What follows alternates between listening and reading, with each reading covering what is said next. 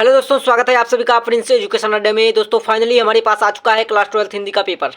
चलिए देख लेते हैं पेपर का पूरा संपूर्ण सोल्यूशन। तो देखिए पेपर कोड है हमारा 301 DD, ये हमारा पेपर कोड है। तो चलिए हम शुरू करते हैं अपने प्रश्न को। देखिए पहला प्रश्न आया हुआ है कि निम्नलिखित कृत में कृतकार एक गुलाब गलत युग्म है। देखिए गलत युग्म क्या है? प्रेम सागर लल्लू लाल है, नासिब तो पक्कन सदल मिश्र, चंद्र चंद्र बरन की महिमा किशोरी लाल गोस्वामी, भाषा वियोग श्री राम प्रसन्न निरंजन। देखिए जो हमारा तीसरा ऑप्शन है ये चंद्र बरन महिमा जो है किशोरी लाल गोस्वामी की रचना नहीं है। ठीक, तो इसका सही ऑप्शन ये होगा यहाँ पर।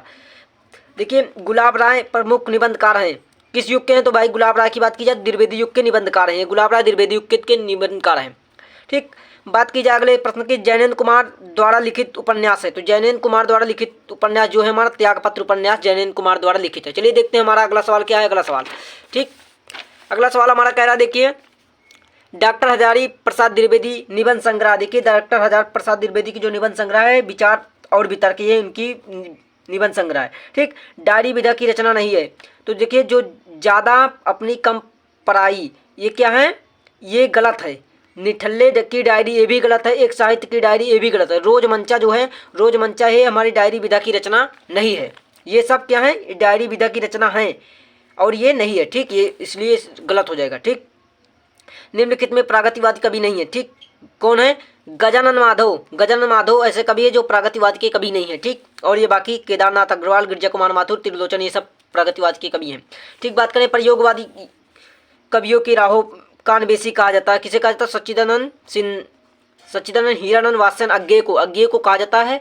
क्या कहा जाता है? प्रयोगवादी कवियों की राहों कानबेसी कहा जाता है। ठीक, बात की जाए जयशंकर प्रसाद की प्रथम काव्यकृत की, तो उनका जो कामायनी है, कामायनी इनका प्रथम काव्यकृत है, प्रथम काव्यकृत। ठीक, चलिए देखते हैं हमारा अगला सवाल क्या कह रहा है।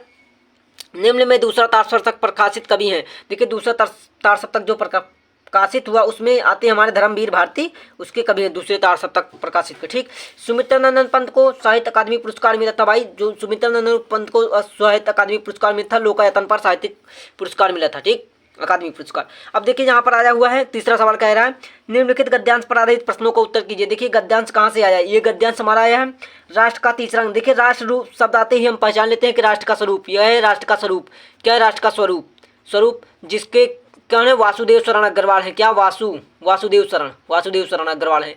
ठीक, वासुदेव शरण अग्रवाल है। तो इसमें क्या करना था? इसे संभव है इसी में से पढ़कर प्रश्न को हल करना था। रेखांकित अक्षरों की व्याख्या भी करनी थी, उपयुक्त गद्यांश का लेखक एवं उसका पाठ का नाम भी लिखना था। चलिए देखिए और क्या आया है। देखिए यहाँ पर एक सवाल और आया है, ये भी कुछ था। ठीक, इसमें से दो में से एक करना था आपको।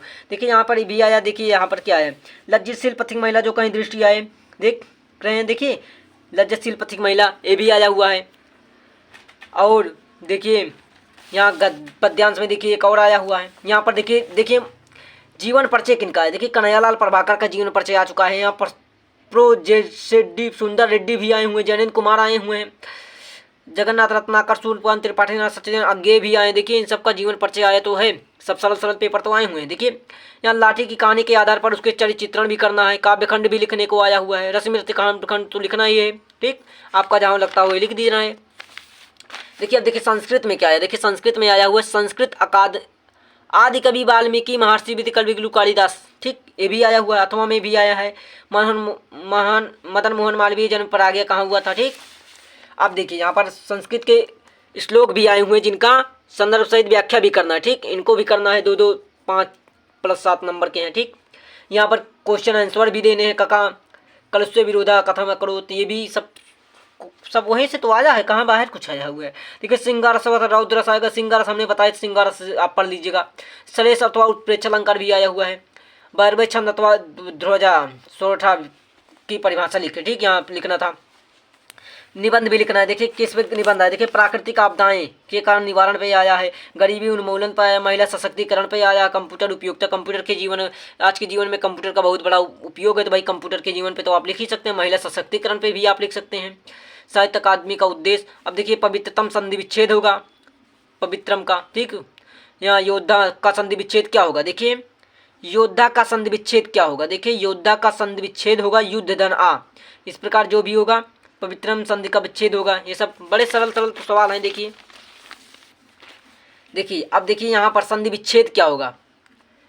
इतिस्था संधि विच्छेद, इसका देखिए क्या होगा, निषेधम का समास क्या होगा, चरत्रम का समास क्या होगा, नित्वाम शब्द का प्रत्यय क्या होगा, यान प्रत्यय क्या होगा, ये सब देखिए यहाँ पर देखिए कुछ विभक्ति विभक्ति पहचानने के लिए, संशोधित करने के लिए वह देखें यहाँ पर अपने विद्यालय में प्रधानाचार्य को पत्र लिखने जिसमें अपने माता पिता के साथ केदारनाथ यात्रा पर जाने के लिए 10 दिन के अवकाश की मांग की करना है। ठीक, तो ये पेपर कोड हमारा क्या था, 301 DD था, पेपर कोड 301 DD था। तो आई होप आप सभी को समझ में आया। चैनल को सब्सक्राइब कर लीजिएगा क्योंकि हम आप सभी को लिए ऐसे वीडियो अपडेट टू अपडेट लेकर आएंगे।